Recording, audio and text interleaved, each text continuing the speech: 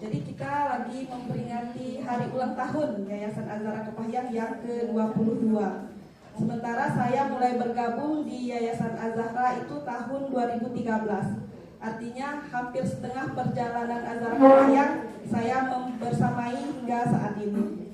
Suka dan duka tentu sangat banyak yang saya rasakan, mengingat tahunnya juga sudah sangat lama. Namun ada beberapa hal yang mungkin akan saya sampaikan pada hari ini karena saya menganggap hal tersebut berkesan bagi diri saya. Jadi awal mula saya bergabung di Yayasan Azahra, saya bertemu dengan Umi Yesi waktu masih sama-sama sebagai mahasiswa di Universitas Bengkulu. Waktu itu beliau mengajak saya untuk bergabung menjadi tutor di PKBM yang beliau pimpin. Waktu itu saya juga sempat seperti teman-teman yang lain bingung seperti apa karena latar belakang pendidikan saya yaitu sarjana kehutanan. Jadi kalau kecil orang tidak nyambung kan. Tapi saya memilih untuk mencoba, akhirnya saya mulai tertarik dengan PKBM bahkan keterusan hingga saat ini. Jadi waktu itu kondisi PKBM Azahra belum seperti sekarang ini. Kami pembelajaran tatap muka hanya dilaksanakan di teras-teras atau ada satu ruangan kosong dulu posisinya di sudut di belakang dekat gudang yang hanya beralaskan tikar sama papan tulis kecil satu. Jadi masih sangat memprihatinkan sekali. Waktu itu kami belajarnya lesehan, sementara peserta didik juga seperti yang disampaikan Pak Pen tadi sangat beragam. Jadi dalam satu kelas itu ada anak-anak, kemudian ada remaja, dewasa, bahkan lansia. Saya ingat betul saya sempat menjadi tutor paket A waktu itu yang peserta didiknya nenek-nenek. Usianya lebih dari 50 tahun. Beliau mengambil paket A karena dari atasan beliau menyarankan untuk mengambil pendidikan paket A untuk pemberkasan kenaikan gaji karena nenek tersebut bekerja di Dinas Kebersihan sebagai tukang sapu. Nenek tersebut sangat rajin, setiap hari datang ya, tapi kita tahu sendiri dengan kondisi beliau yang sudah sangat tua bukan malah merepotkan seperti itu kan. Jadi seperti anak-anak yang usia sekolah itu kadang-kadang terbengkalai, tutor sibuk ngurus si nenek ini aja. Alhamdulillah nenek tersebut bisa menyelesaikan pendidikannya dan mendapatkan ijazah paket A pada saat itu. Tapi beliau tidak melanjutkan lagi di paket B dan paket C, mungkin merasa sudah cukup. Itu menurut saya pengalaman yang sangat luar biasa. Kemudian di sekitar tahun 2015 kita ada kerjasama dengan program PPA-PKH dari Dinas Sosial Ketenagakerjaan Provinsi Bengkulu. Waktu itu ada program pengurangan pekerja anak. Kami tutor juga aktif, termasuk juga sama Ayu Poni, jadi mencari anak-anak yang memang benar-benar putus sekolah di lingkungan tempat tinggal kami, kemudian diajak untuk mengikuti program tersebut, pelatihan, dan dikembalikan lagi ke sekolah.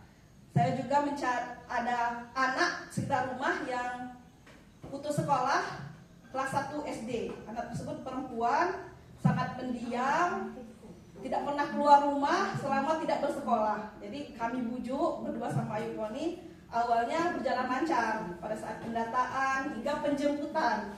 Tapi kemudian di beberapa hari berikutnya ada sesuatu kejadian yang tidak mengenakan. Bahkan sempat viral, untungnya tidak sampai ke media sosial pada saat itu.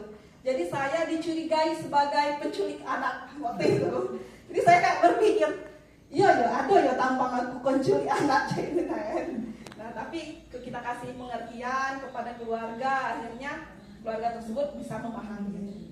Dari program tersebut juga pendaftar di peserta didik akhirnya semakin pendaftar peserta didik di PKBM ini semakin banyak dari anak-anak yang dikumpulkan tadi. Jadi waktu itu sangat tidak kondusif. Anak-anak tersebut sebagian yang sudah lama putus sekolah, hidup mandiri tanpa pengawasan orang tua, preman-preman pasar, ada juga korban kekerasan, perkawinan usia dini, dan lain-lain. Itu kelas sangat tidak kondusif. Waktu itu kami bertiga tutor ngajar pada hari yang sama seperti Pak Udin, masih lajang, badan kecil-kecil, cewek-cewek, gadis-gadis kan. Jadi kalau masuk kelas itu preman-preman itu di kursi kakinya naik ke atas. Ini ruangan full sama asap rokok. Bahkan tidak jarang ada yang membawa senjata tajam. Jadi kami takutan, tidak berani untuk masuk. Ada teman yang sekali memberanikan diri untuk masuk sendirian. Akhirnya apa? Keluar dari kelas menangis. Jadi kami tidak berani mengambil resiko, akhirnya kami masuk bertiga. Jadi ngajarnya bertiga, gantian kasih materi. Jadi kayak terserahlah kamu ndak ngerti, ndak kayak itu kan. Kami yang penting sudah menjalankan maksud kami tugas kami. Tapi selain itu kami juga mulai melakukan strategi lain. Jadi pendekatan secara personal waktu itu. Mulai kami dekati anak-anak tersebut, kami paham kondisi mereka. Akhirnya alhamdulillah di semester pertama berjalan kurang lebih 6 bulan, anak-anak tersebut sudah menunjukkan perubahan. Jadi yang awalnya megang rokok sudah mau megang pena. Yang awalnya cuma ngobrol-ngobrol itu sudah mau membaca buku. Yang pakaiannya seperti preman tadi sudah mulai sedikit lebih sopan. Termasuk juga ada beberapa seperti biduan sudah mulai tertutup seperti itu. Itu kami merasa suatu kebanggaan tersendiri bagi kami.